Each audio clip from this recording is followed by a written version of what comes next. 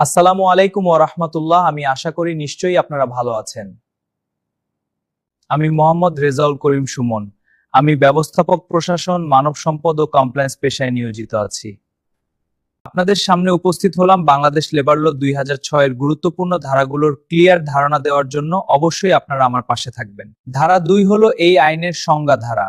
এখানে আইনে ব্যবহৃত গুরুত্বপূর্ণ শব্দগুলোর অর্থ ব্যাখ্যা করা হয়েছে, যাতে আইন প্রয়োগের সময় কোনো বিভ্রান্তি না থাকে। ধারা 2 এর গুরুত্বপূর্ণ সংজ্ঞাগুলো সহজভাবে উপস্থাপন করা হলো।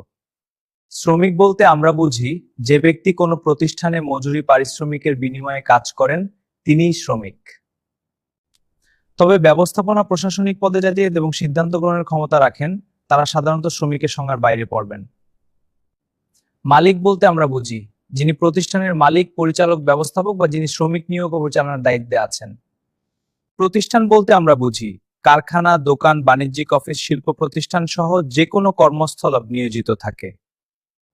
শিশু, কিশোর, প্রাপ্তবয়স্ক বয়সভিত্তিক শ্রেণীবিন্যাস করা হয়েছে। শিশু নির্দিষ্ট বয়সের নিচে, কিশোর নির্দিষ্ট সীমার মধ্যে, প্রাপ্তবয়স্ক 18 বছর তদূর্ধ্ব।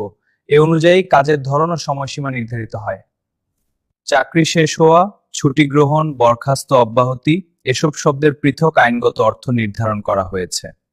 শ্রমিকদের স্বার্থ রক্ষার জন্য গঠিত নিবন্ধিত সংগঠন ট্রেড ইউনিয়ন, শ্রমিক অংশগ্রহণকারী কমিটি।